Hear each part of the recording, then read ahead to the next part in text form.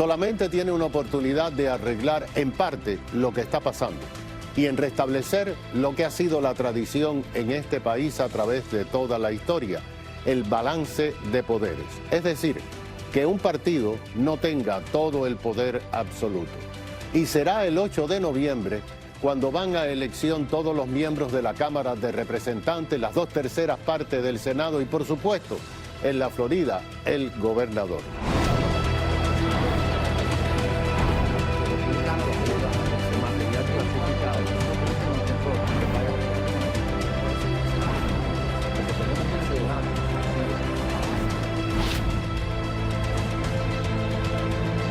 Hoy les presentamos a una figura clave para ese balance de poder.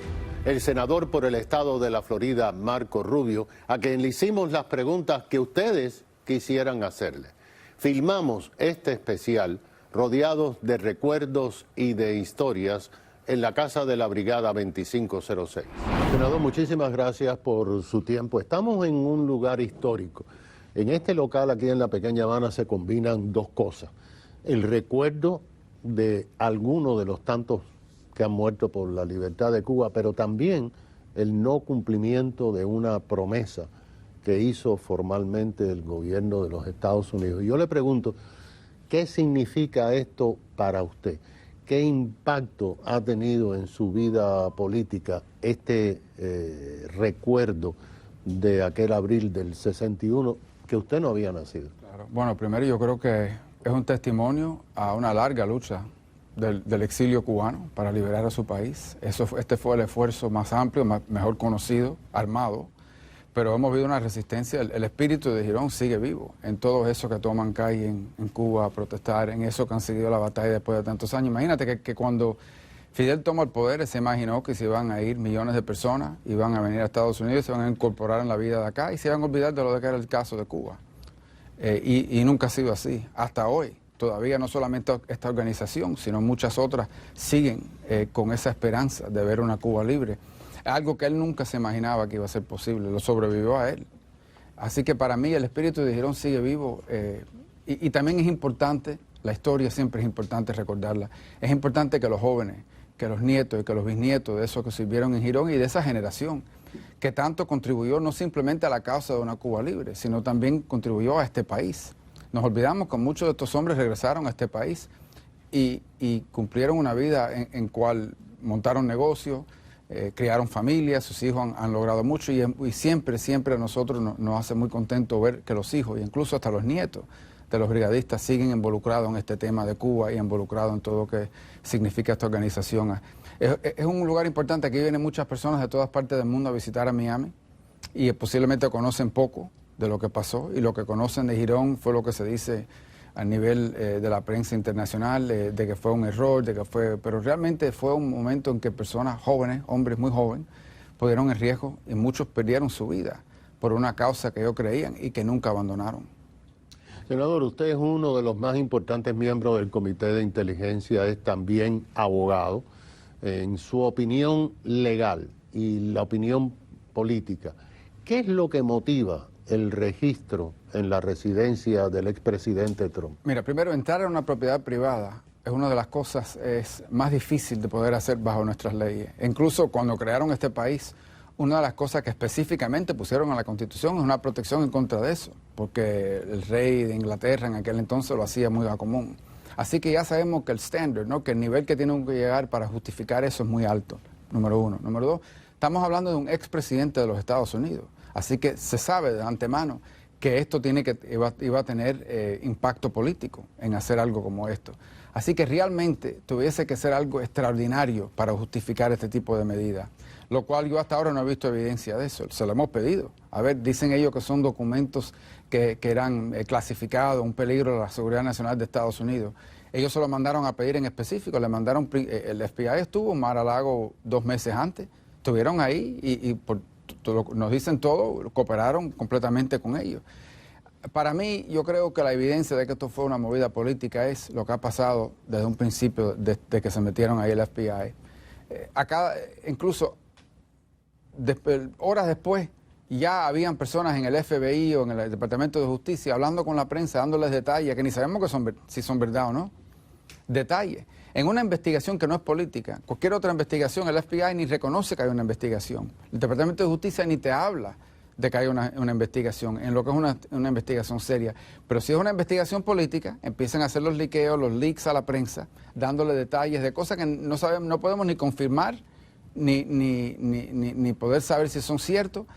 Pero al hacer eso ya te está diciendo que esto fue una movida política. Yo me imagino, no lo puedo comprobar, pero mi pensamiento que es una de las posibilidades que entraron con una excusa a ver lo que encontraban, a ver si encontraban algo, porque se han ensañado desde un principio con Donald Trump, desde un principio.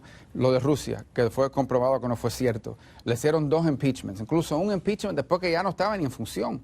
Ya no era presidente, le hicieron un impeachment.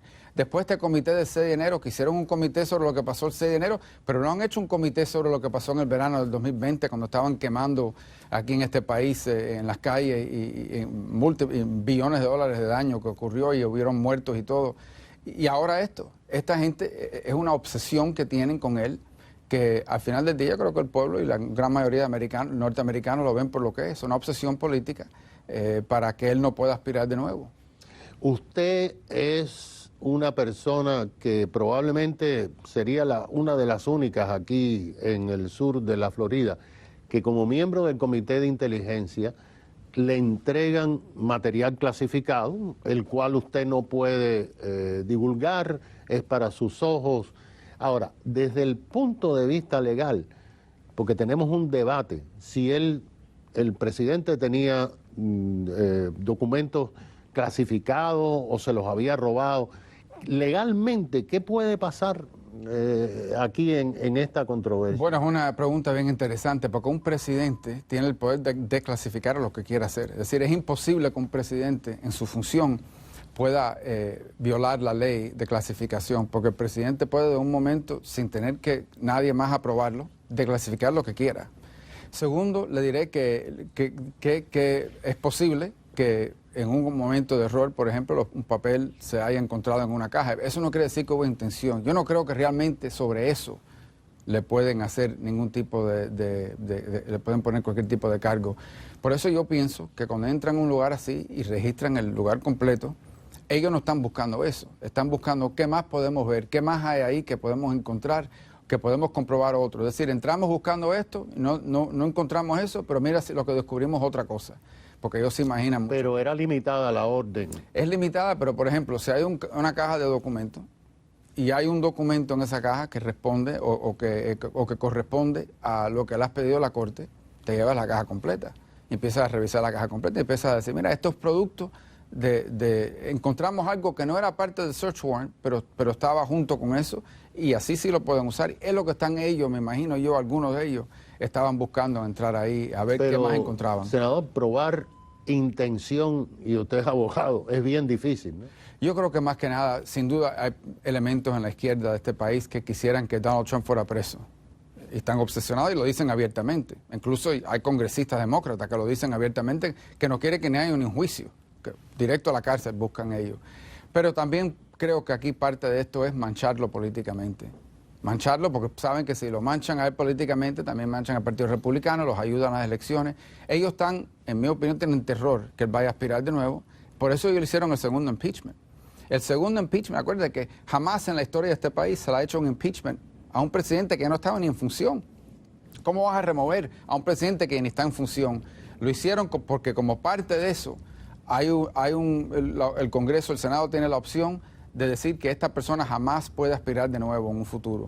Y yo pienso que eso es lo que ellos estaban buscando en ese momento, es evitar que él pudiera aspirar en el 2024 en contra de Joe Biden, que es parte de esto. Imagínate un presidente, Joe Biden, que sabe que si Donald Trump posiblemente en gran probabilidad aspire en contra de él, y esté utilizando el Departamento de Justicia para tratar de dañar a su oponente político en el pasado, pero posiblemente en el futuro. Eso es algo que se ve en América Latina, en países como Nicaragua, utilizar la fuerza del gobierno para perseguir a sus oponentes y contrarios políticos. Hay muy poca conversación en la prensa, senador, sobre los famosos correos electrónicos de Hillary Clinton, que estaban en su computadora personal.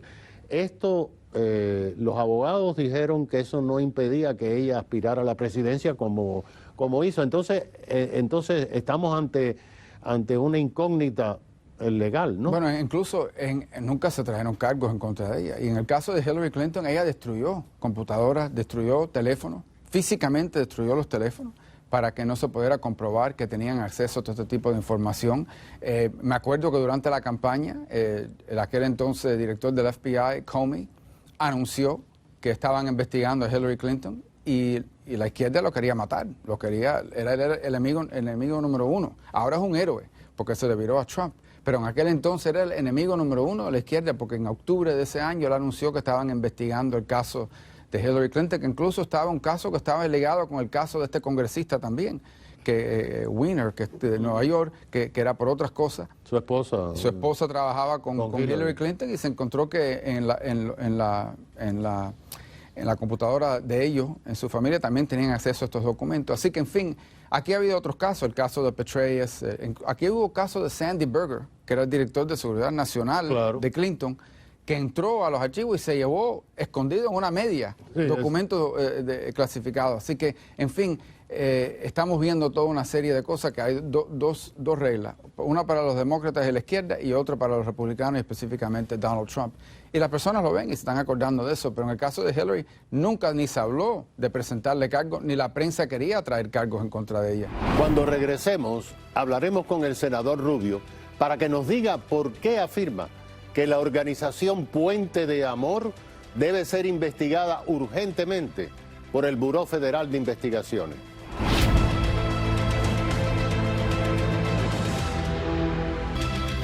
¿Por qué un grupo con un nombre tan dulce y tan inofensivo como Puente de Amor es un peligro para Estados Unidos?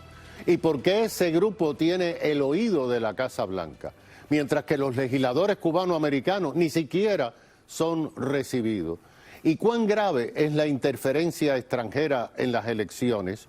Continuamos con el vicepresidente del Comité de Inteligencia del Senado de Estados Unidos, Marco Rubio. Hablando del FBI, quisiera preguntarle sobre países extranjeros interfiriendo.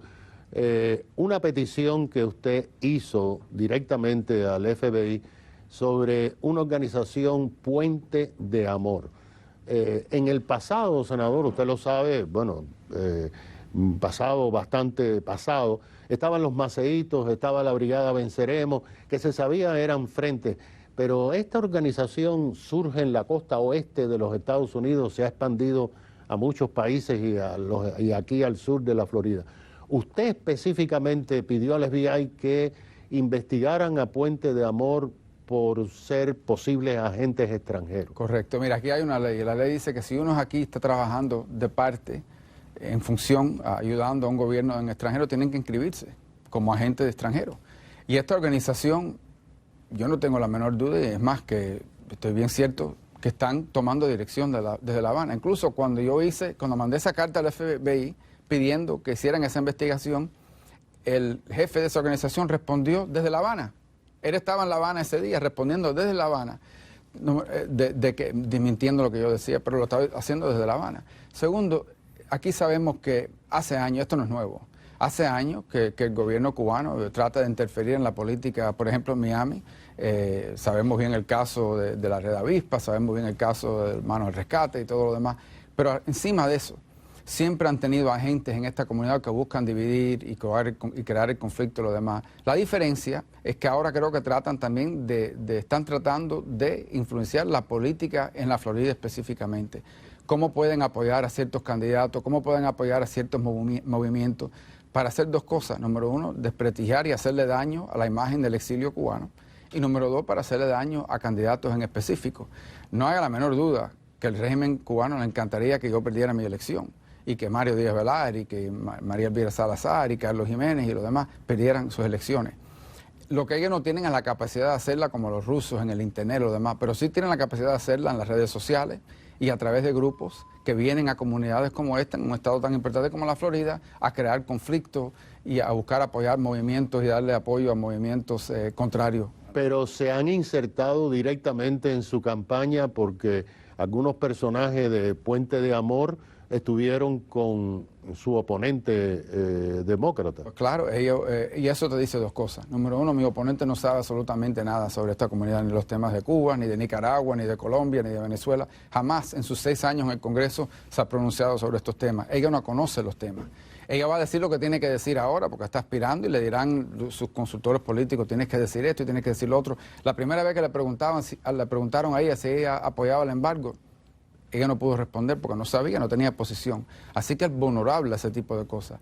Pero que no haya la menor duda que en La Habana ese régimen quiere que Val Demings gane este escaño. Ellos no quieren que yo esté en el Senado. En la historia, los últimos 10 años, ningún senador le ha hecho más daño al régimen cubano que lo que hemos podido hacerle nosotros. Cuando Trump era presidente, todo lo que él hizo en contra de ese régimen, que fue las medidas más fuertes que hemos visto de cualquier presidente, él mismo te lo dirá, fue iniciado directamente por mí y Mario Díaz-Balart, que nos sentamos en la Casa Blanca y ayudamos a diseñar ese plan.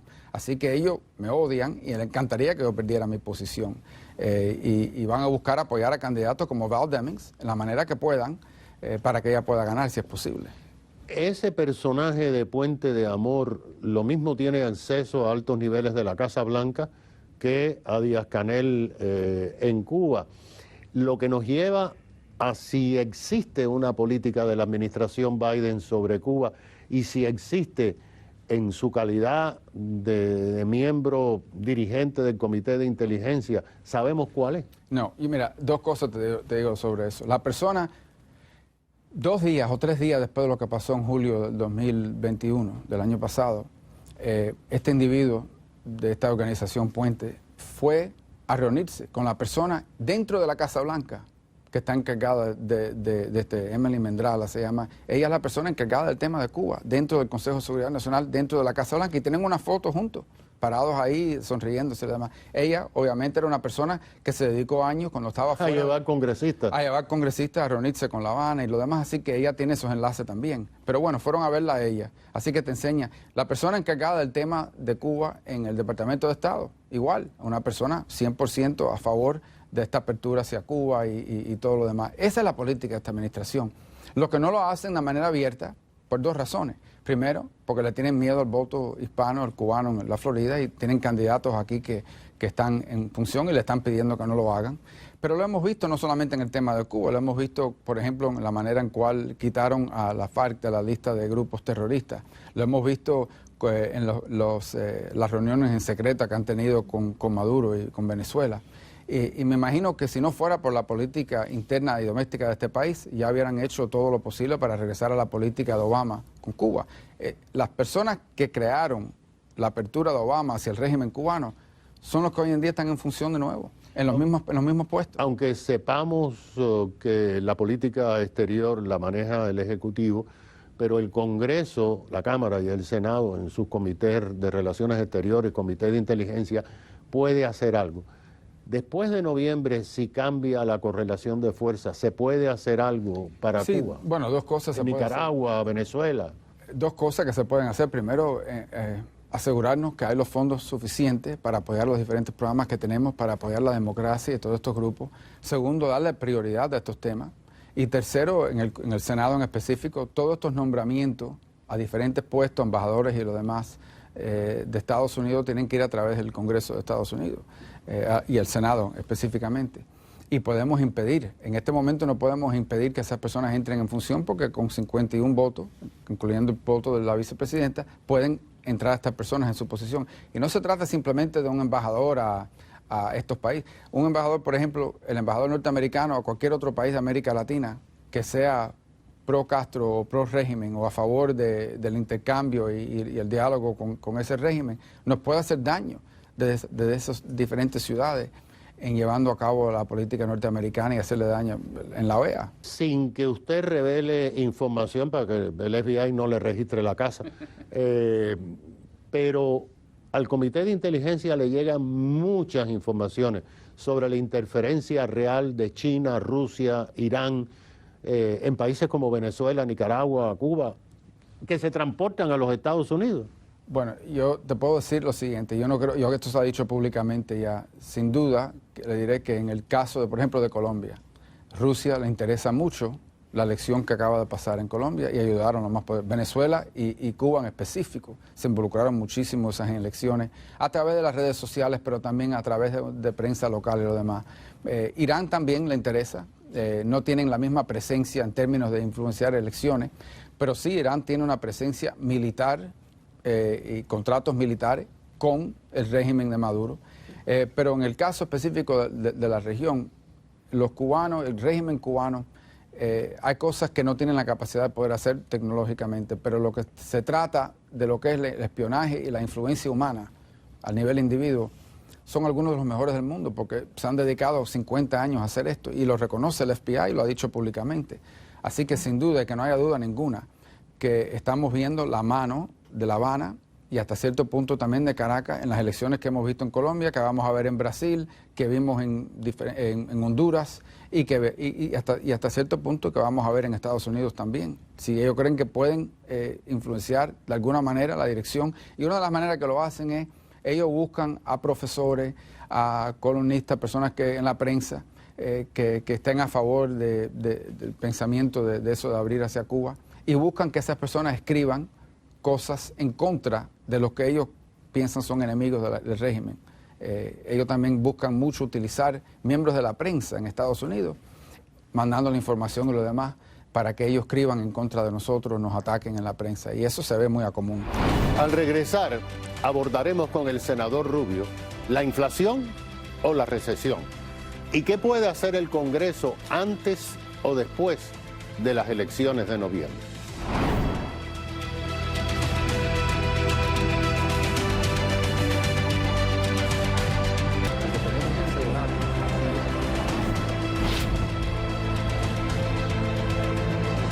Las recientes elecciones primarias en el estado de la Florida mostraron un descenso más pronunciado en el número de votantes que fueron a las urnas en relación a los años anteriores. Algunos dicen y se preguntan, ¿para qué voy a votar si todo sigue igual? Continuamos con esta conversación cara a cara con el senador Marco Rubio y le preguntamos, ¿qué se puede hacer para que los votantes regresen a las urnas? Hace años a usted lo miraban raro cuando empezó a decir que los institutos Confucius en distintas universidades, incluyendo en el Miami-Dade College, eran nocivos y que eran un peligro para la seguridad nacional. ¿Por qué no quieren hablar de China? ¿Por qué, si sabemos que China ha dicho que quieren ser los líderes del mundo y ser más que los Estados Unidos? ¿Cuál es la situación de China interfiriendo en la economía y la política? Bueno, aquí lo que pasó fue que después del fin de la Guerra Fría en el 91, el 92, decidieron que ya el mundo entero iba a ser una democracia, que ya no existía el comunismo, y nos decían siempre, no te preocupes de los chinos, ellos cuando se hagan ricos se van a convertir igual que nosotros. Y no fue así. Los chinos tomaron ventaja de todas las oportunidades que le daba, por ejemplo, el libre comercio, pero ninguna de las obligaciones. Y se han dedicado más de 25 años a subir. Ya es un país rico, ya es un país poderoso, y seguimos hasta cierto punto tratándolos como si no fueran así. Segundo, aquí hay grandes corporaciones que hacen dinero, tienen centros de producción, quieren acceso al mercado chino y protegen al gobierno chino en mucho de lo que es la política norteamericana.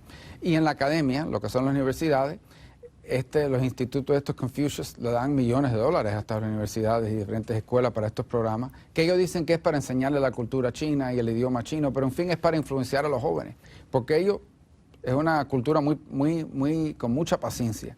Ellos están dispuestos a dedicar su tiempo y invertir en una persona que tiene 21 años hoy en día, porque saben que en 20 años esa persona va a ser congresista o CEO de algún negocio o periodista o lo que sea, y así buscan utilizar esos centros para influenciar a los jóvenes. Yo, como dice, cuando empecé a hablar de eso, me decían que era mentira. Incluso en aquel entonces Eduardo Padrón, que era jefe de Miami-Dade, estuvo en contra de eso, de que lo sacaran de Miami-Dade College. Ahora ya no existe ni una universidad ni college en Florida que lo tiene, y la enorme mayoría de los centros Confucius a través del país han cerrado, porque se ha comprobado que, en fin, fue una arma que estaba utilizando el gobierno chino para influenciar a los jóvenes de Estados Unidos y empezar a cambiar su pensamiento hacia la política, hacia China. Y hablando de críticas, usted lo criticaron, era como el malo, porque votó en contra del cambio climático, de bajar la inflación, con el acta para bajar la inflación, aunque los expertos dicen que al contrario, que va a ser lo totalmente opuesto. Pero, ¿qué daño le puede hacer a la economía esa aprobación, teniendo en cuenta que la única política de esta administración es aumentar la tasa de interés? Bueno, dos cosas.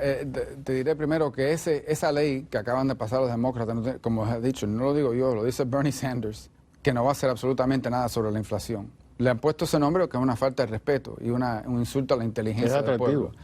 No tiene absolutamente nada que ver con la inflación. Se trata de lo siguiente. Ahora van a contratar a 87,000 agentes nuevos del IRS. Acuérdate que el gobierno de Inglaterra tiene 81,000 soldados, así que están contratando 87,000 agentes del IRS.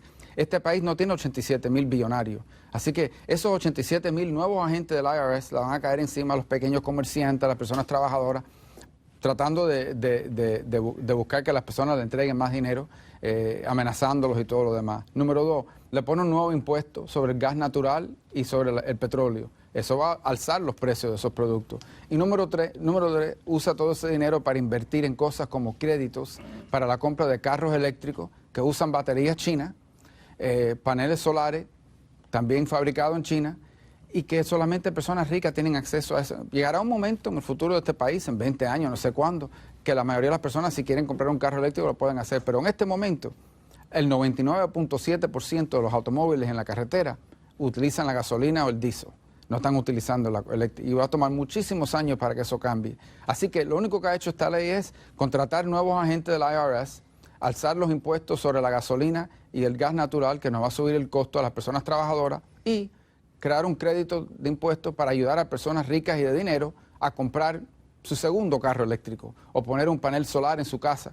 Pero la mayoría de las personas trabajadoras que se tienen que despertar hoy y salir a trabajar y tienen que enfrentar el costo de la vida, no tiene absolutamente nada que ver con ello. Así que fue una ley ridícula y creo que el pueblo lo debe castigar por eso.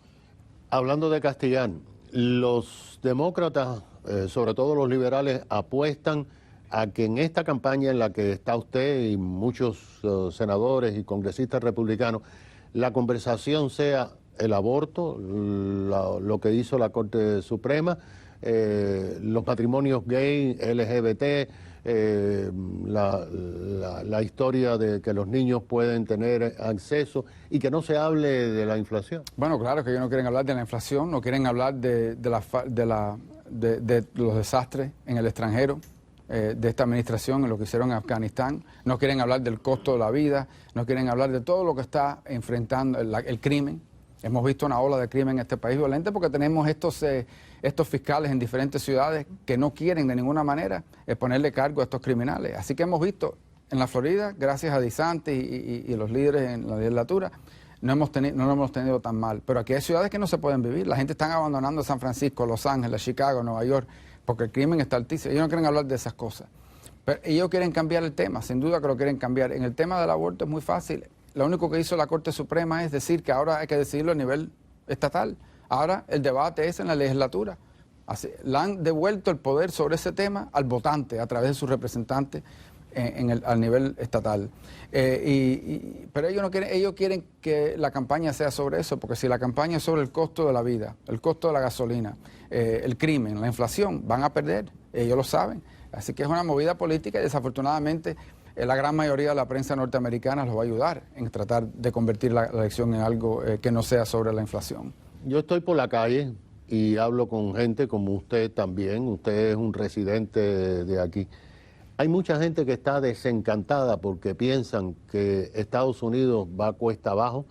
Incluso vio como en estas pasadas elecciones primarias bajó el índice de votantes. Hay menos personas votando, incluso más demócratas han votado que republicanos. ¿Cómo se puede devolver la esperanza a las buenas gentes que tenemos? Con resultados. Yo creo que desafortunadamente uno de los problemas más graves que existe hoy en el gobierno a nivel federal es que las personas todos los días se despiertan y se preocupan de ciertas cosas.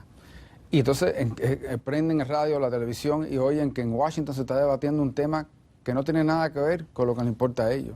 Ahí, si la gente está preocupada hoy por el crimen y la inflación y lo demás, eso no se está hablando en Washington. Lo que se está hablando en Washington es paneles solares, carros eléctricos, 87,000 nuevos agentes del IRS. Entonces la gente dice, bueno, la política, ¿qué tiene que ver con nosotros? Estas personas salen electas y lo que trabajan es para los intereses de un grupo pequeño, élite, de izquierda primordialmente, y se ignora por completo la preocupación del pueblo.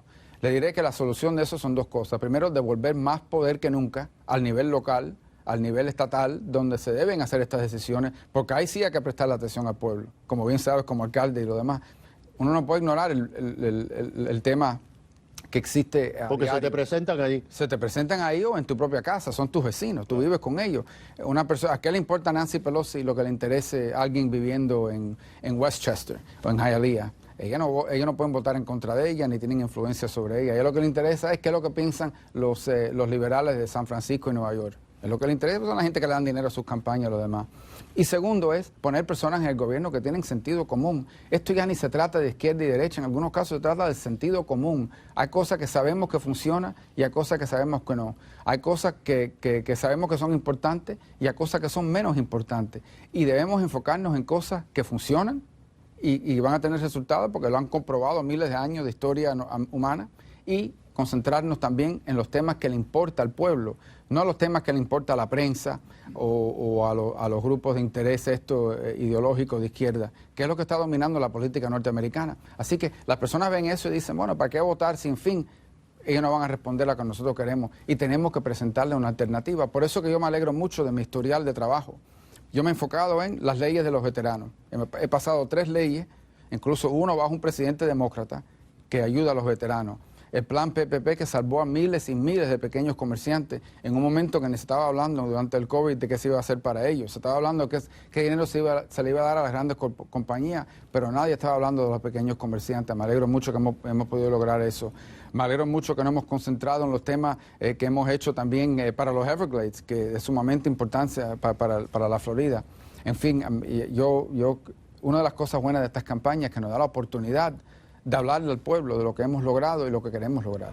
Cuando regresemos, vamos a conocer qué tienen que ver los chinos con los planes de la firma Amazon para construir enormes almacenes en el sur del condado y por qué la base de Homestead es clave para la seguridad nacional.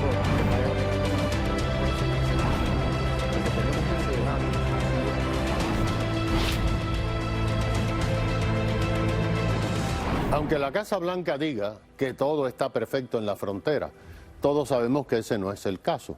La pregunta es, ¿quién puede hacer algo para controlar este caos en nuestra frontera sur? ¿Y cómo se pueden hacer cumplir las leyes o crear nuevas leyes de inmigración? Continuamos este especial con el senador Marco Rubio y además de la frontera, vamos a hablar sobre la base de Homestead y de los chinos. Hay muchos desarrolladores que le tienen echado al ojo a la base de Homestead, aquí al sur de la Florida, y muchas personas quizás ni sepan que en Homestead tenemos una base militar. Usted se ha opuesto, al igual que el senador Rick Scott, los dos senadores de la Florida, porque esa base es importante, ¿no? Primero, la base, en mi opinión, va a ser importante. En este momento es una base de reserva, pero en su época fue una de las bases más importantes que teníamos en este país, durante la Guerra Fría, después de la crisis de los misiles en Cuba. Y creo que vamos a despertar en un momento y vamos a ver que estamos viviendo en una región, Dios no quiera, pero posible, en que los chinos tienen bases en el hemisferio. Que hay una base naval china en Cuba, hay una base naval china en Nicaragua, hay una base naval china en una isla en el Caribe. Y nos va a necesitar tener esa base. Número 2, se trata del tema de los Everglades. Para completar el programa, y la importancia de los Everglades no simplemente son los Everglades, es el fluido de esa agua, tiene que llegar a la bahía de Florida o empezamos a ver los impactos en los cayos, en las costas y lo demás, que tiene un impacto económico. La clave para terminar el proyecto de los Everglades son esas tierras en el sur. Si ponen un aeropuerto comercial con un centro de Amazon de trabajo y empiezan a desarrollar eso va a crear conflicto directo con ese proyecto de los Everglades, nos van a venir y le van a decir ya es imposible completar eso porque ahí hay actividad comercial y no podemos hacer nada que vaya a hacerle daño a esa actividad comercial.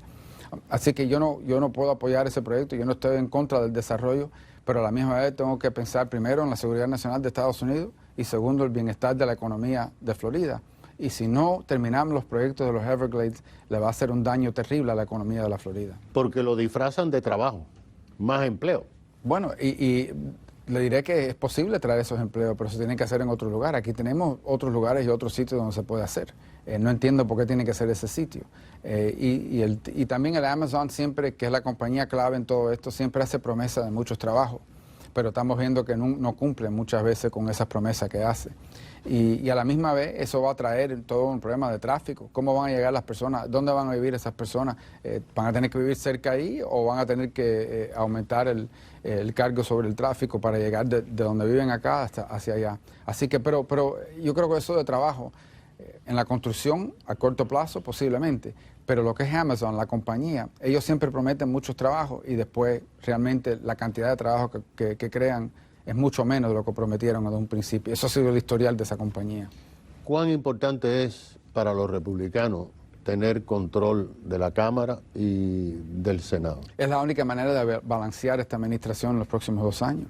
En este momento, si no fuera por 2 demócratas que han dicho que no están en contra de quitar esta regla del Senado llamada el filibuster, que requiere 60 votos, si no fuera por esos 2 demócratas, Joe Manchin y Kyrsten Sinema, los demócratas ya hubieran pasado, se hubieran gastado no sé qué cantidad de dinero, hubieran pasado toda serie de locuras en la ley.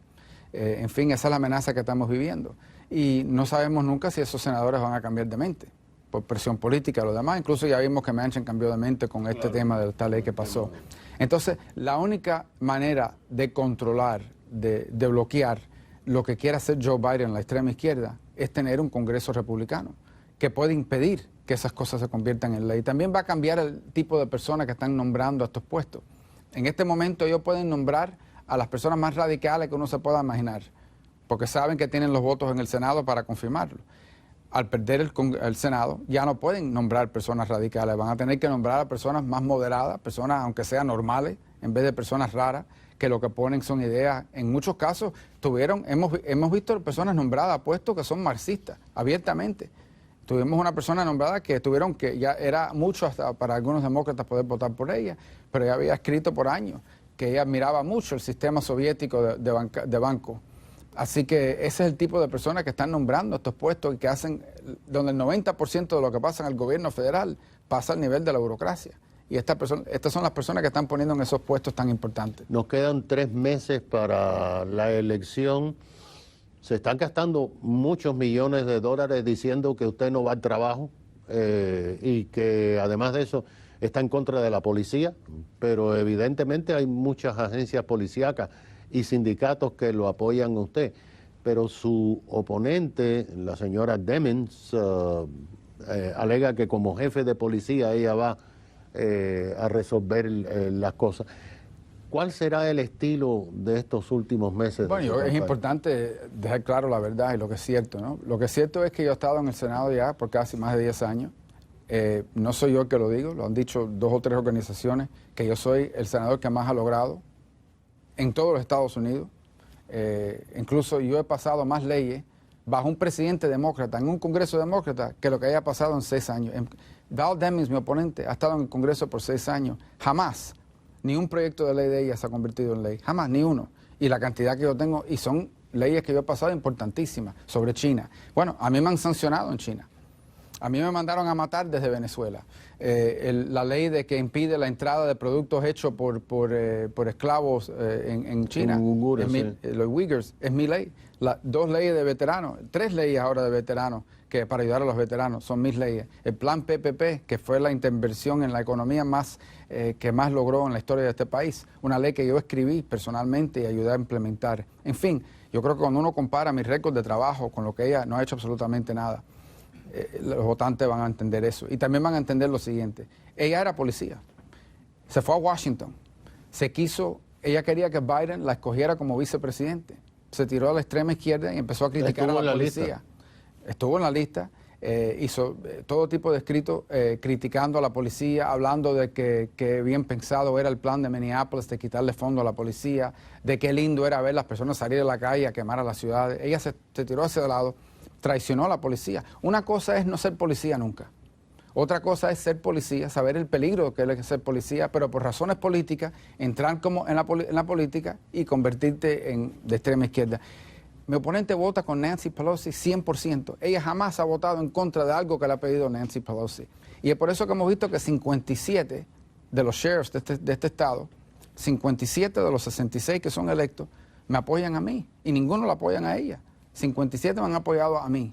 Me han apoyado a mí porque saben que ella ha traicionado la policía y que no confían en ella. Ella votó a favor de una ley que le pidió Pelosi que votara, que le permite ponerle demandas directamente en contra de un policía que no tiene dinero para pagar una demanda y abogado y todo lo demás. Ella apoyó todas esas cosas, por eso que me apoyan a mí la policía. Sí, que pierdan la inmunidad. Pero una cosa es una persona loca de extrema izquierda que piense eso. Otra cosa es una persona que fue policía, que vivió eso y que entonces le esté traicionando a la policía, apoyando ese tipo de cosas y dando credibilidad al argumento de la extrema izquierda. Porque cuando ella dice, yo fui policía, ella lo que le está dando es credibilidad a estas ideas peligrosas de la extrema izquierda. Así que por eso hemos visto tanto, todas las agencias de policía de este estado, todos los sindicatos de policía me han apoyado. En este momento, ¿hay posibilidades de que haya movimiento en el Congreso? Ustedes están en ciertas vacaciones, pero regresan antes de noviembre y después de noviembre. ¿Usted prevé algo sobre la frontera, por ejemplo, que hay una desorganización absoluta? Nueva York está abrumado, el gobernador de Texas sigue enviando... No, pues, yo bajo Biden no creo. Mira, mi oponente Val Demings dice que lo que está pasando en la frontera es normal, que no es nada nuevo, que esto siempre ha existido. Incluso ella ha dicho en algunas épocas, ella ha dicho que hay más gente saliendo del país que entrando. Aquí todos los días se presentan 7,000 personas. Mira, aquí esta es una comunidad de inmigrantes. Aquí todo el mundo vino de otro lugar. Es imposible vivir en Miami. Imposible vivir en Miami y no conocer a inmigrantes, porque todo el mundo lo es o es hijo de un inmigrante. Esto no se trata de la inmigración. Esto se trata de la inmigración ilegal, descontrolada, un caos, que es lo que existe hoy en la frontera. Aquí todos entendemos el sufrimiento de esos pueblos, pero este país no puede ser un país que asume aquí millones de personas todos los años. Este año más de 2 millones de personas van a entrar a este país ilegalmente. Entonces, ¿quién paga eso? Las comunidades, con el tráfico, con las escuelas sobrepobladas, con los hospitales, con largas esperas, con los servicios sociales, con el peso. Eso no lo están pagando la gente esta, por eso que uno se ríe, ¿no? Cuando llegan de Texas a Nueva York, un grupo de inmigrantes que lo están mandando al gobernador, entonces se empiezan a quejar en Nueva York. Claro, es muy fácil para ellos estar a favor de una frontera abierta porque no le hace impacto a ellos. Pero cuando empiezan a sentir el impacto, entonces sí empiezan a quejarse. En fin, esto aquí es muy fácil. Tenemos unas leyes de inmigración. El que entre o venga legalmente, lo vamos a recibir con brazos abiertos. Si no vienes legalmente, no te vas a poder quedar. Eso no es solamente sentido común. Eso es la ley en todos los países. México tiene leyes migratorias, Canadá también. Este se va a convertir en el único país del mundo que tiene leyes, pero no las va a enforzar. Entonces estás invitando a que vengan muchas personas. Pero la administración no quiere tocar eso. Ellos lo están ignorando por completo. Y incluso nos han dicho que eso está bajo control cuando sabemos que no lo es. Al regresar, vamos a hablar con ustedes sobre las lecciones que no queremos aprender.